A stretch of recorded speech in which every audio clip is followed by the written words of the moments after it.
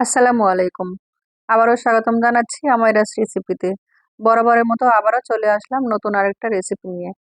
আজ আপনাদের সঙ্গে ভীষণ মজার একটা রেসিপি শেয়ার করব। আর সেটা হচ্ছে বাংলাদেশি রেস্টুরেন্ট স্টাইলে মেক্সিকান নাচোস। চলে যাচ্ছি এবার মূল রেসিপিতে। আমি নাচোস তৈরি করার জন্য প্রথমে এখানে মুরগির মাংস সিদ্ধ করে নেব। এর জন্য এখানে মুরগির মাংস আমি নিয়েছি প্রায় 1 কাপ, যেটা আমি এভাবে ছোট কিউব করে কেটে নিয়েছি। এবারে মশলা মেশানোর পালা। প্রথমে দিয়ে দিচ্ছি 1 টেবিল চামচ সয়া সস। এবার দিচ্ছি 2 চা চামচ টমেটো সস।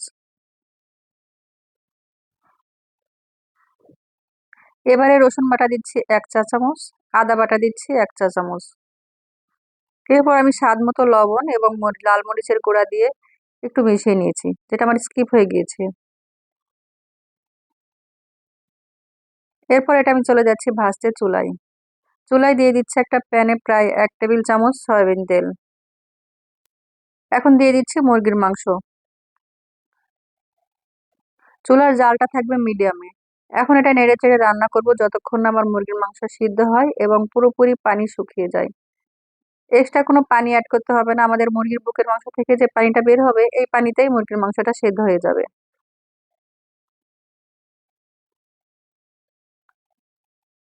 নাড়তে চাড়তে যখন পানিটা শুকিয়ে যাবে এবং একদম ভাজা ভাজা হয়ে যাবে, সেই পর্যায়ে আমি নামিয়ে নিব। আমার মুরগির মাংসটা রান্না হয়ে গিয়েছে। এবার নাচোদের জন্য আমি চিজ সস তৈরি করতে যাচ্ছি। প্রথমে আমি প্যানে দিয়ে দিচ্ছি প্রায় 2 টেবিল চামচ বাটার। এখানে বাটারের পরিবর্তে আপনারা ঘি অথবা সয়াবিন তেলও ব্যবহার করতে পারেন, তবে বাটারটা দিলে ফ্লেভার ভালো আসে। এবার দিচ্ছি 1 টেবিল চামচ ময়দা, অবশ্যই ময়দা দিতে হবে।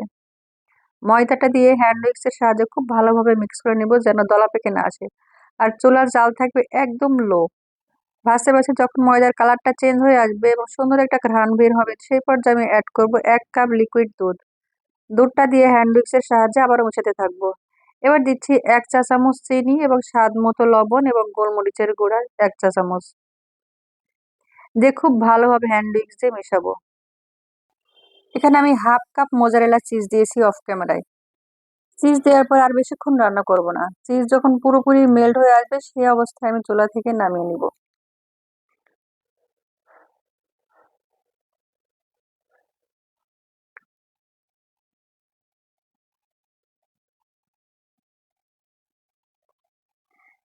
এখন আমি চুলা থেকে নামিয়ে দিব সসটা। এটা যখন ঠান্ডা হবে আরেকটু ঠিক হবে। এবার চলে যাচ্ছি নাচোস তৈরি করতে। নাচোসের জন্য এখানে নিয়েছি আমি 1.5 কাপ ময়দা। স্বাদ মতো দিয়ে দিচ্ছি লবণ। আর রান্নার সয়াবিন তেল দিব প্রায় 2 টেবিল চামচ। তেলটা দিয়ে খুব ভালোভাবে মিশিয়ে নিয়ে আমি এখানে পানি অ্যাড করব।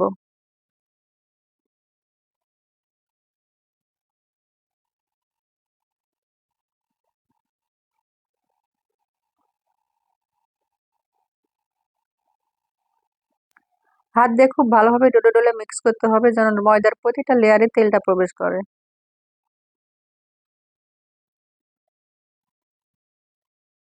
এখন আমি অ্যাড করব নর্মাল তাপমাত্রায় থাকা পানি। পানির পরিমাপটা আমি বলছি না, ডোটা হবে পরোটার খামিরের মতো। একবারে পানিটা মেশাতে যাবেন না, একটু একটু করে মেশাবেন। একবারে পানি মেশালে হয় কি, ডোটা অনেক সময় দেখা যায় যে নরম হয়ে যায়। তাই একটু একটু করে মেশাবেন আর পানিটা অ্যাড করবেন। খুব ঢলে ঢলে ভালোভাবে মেখে নিতে হবে প্রায় 7 থেকে 8 মিনিট। মাখানো হয়ে গেলে এখন আমি রেস্টে রেখে দিব প্রায় 10 মিনিট। এখন আমি ঢাকনা দিয়ে ঢেকে 10 মিনিট পর ফিরে আসছি।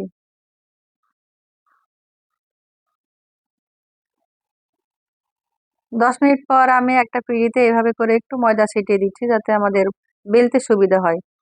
এখন সবগুলো ময়দার খামিরটা আমি একবারে নিয়ে নিব। নিয়ে এখানে আমি সুন্দর করে বেলে রুটি তৈরি করব। আমি রুটিটা একটু মোটা করে তৈরি করে গ্লাসের সাহায্যে কেটে সমোসার শিটের মতো করে তৈরি করব। আপনারা চাইলে ছোট ছোট লেচি কেটে রুটি তৈরি করে সেটা 8 ভাগে ভাগ করে সেটাও ভেজে নিতে পারেন।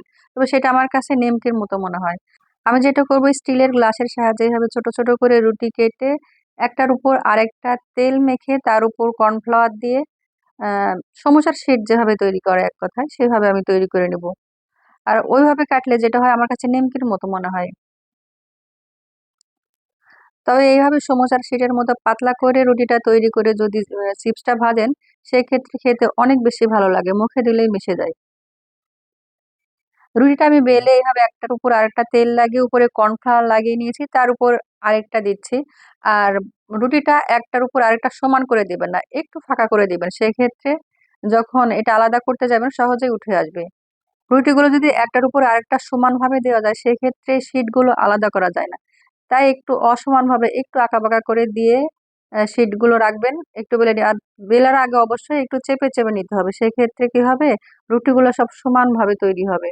তা না হলে নিচেরটা ছোট থাকবে, উপরের গুলো বড় হয়ে যাবে, শীটগুলো সমান হবে না, একই রকম পাতলা হবে না।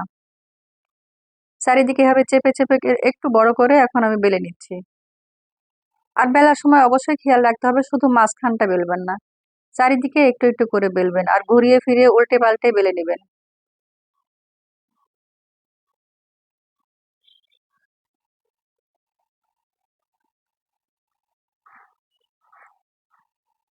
আমার রুটিটা বেলা হয়ে গিয়েছে, এর চেয়ে বেশি আমি আর পাতলা করব না। এর চেয়ে বেশি পাতলা করলে শীটটা আলাদা করতে পারবেন না, ছিঁড়ে যাবে।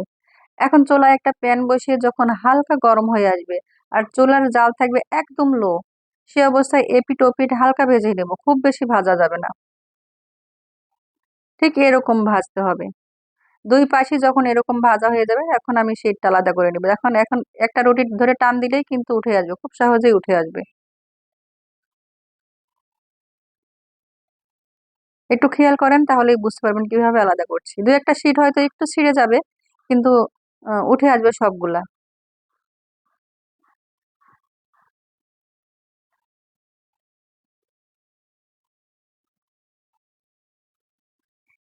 আপনাদের বোঝার সুবিধার্থে আরেকটা করে দেখাচ্ছি। একই রকম ভাবে দুই পাশ আমি হালকা করে ভেজে নিচ্ছি।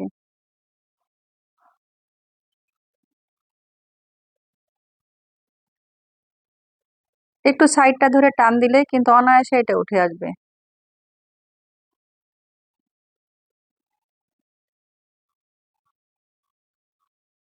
এই যে বেলার আগে আমরা যে আঁকা বাঁকা করে রুটিটা সেট করেছি, এর জন্য খুব সহজেই কিন্তু উঠে আসছে। সমানভাবে সেট করলে কিন্তু এটা উঠে আসতো না। দেখেন আমার রুটিটা কতটা পাতলা হয়েছে, দেখেই নিশ্চয়ই বুঝতে পারছেন। সবগুলো শীট আমার তৈরি হয়ে গিয়েছে। তৈরি করার পর আমি এভাবে নাচো চিপসের মতো সব কেটে নিয়েছি। এটা একটা চাকুর সাহায্যে আপনারা কেটে নেবেন। এবার চলে যাচ্ছি চুলায় ভাজতে।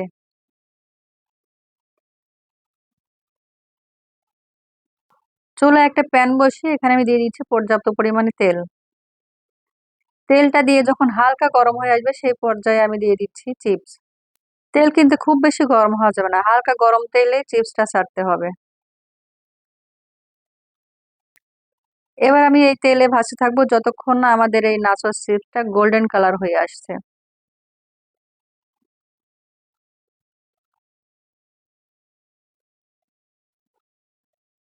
এভাবে নেড়ে চেড়ে যখন গোল্ডেন কালার হয়ে আসবে, সে পর্যায়ে আমি উঠিয়ে নিচ্ছি। এখন আমি প্যান থেকে চিপস গুলো উঠিয়ে নিচ্ছি।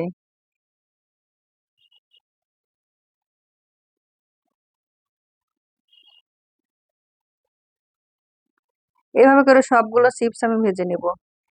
এবারে যাচ্ছি চিজ সসের টেস্ট আর একটু বাড়াতে।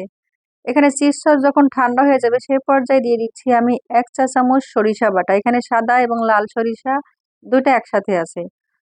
আপনারা চাইলে শুধু যে কোনো একটা সরিষা দিতে পারেন, অথবা মাস্টার্ড সসও ব্যবহার করতে পারেন। আর দিচ্ছি 4 কোয়া রসুন, বড় সাইজের 4 কোয়া রসুন দিয়ে এই চিজ সসের সঙ্গে আমি ব্লেন্ড করে নিব।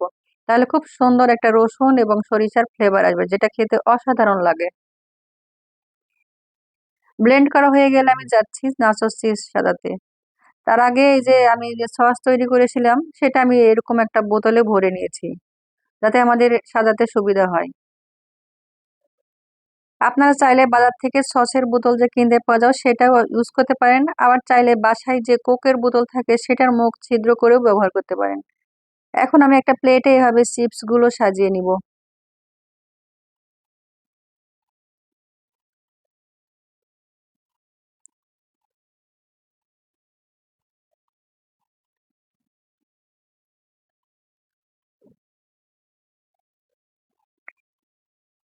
এভাবে এক লেয়ার সাজানো হয়ে গেলে তার উপর দিয়ে দিচ্ছি মুরগির মাংস এবং পরপর একটা করে সস দিয়ে দিচ্ছি। প্রথমে দিয়ে দিচ্ছি চিজ সস, এবার দিয়ে দিচ্ছি টমেটো সস। ঠিক একইভাবে প্রত্যেকটা লেয়ার আমি সাজাবো আর প্রত্যেকটা লেয়ারে এই সসগুলো দিব পছন্দ মতো।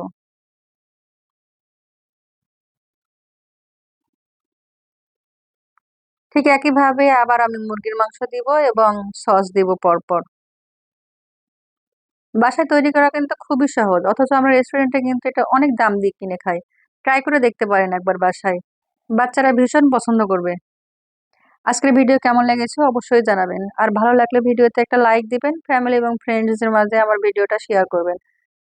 আর বেশি বেশি ভিডিও পেতে আমার চ্যানেলটা অবশ্যই সাবস্ক্রাইব করে রাখবেন, আর আমার ফেসবুক পেজ আমাইরাস রেসিপি ফলো এবং লাইক দিয়ে আমার সাথেই থাকবেন।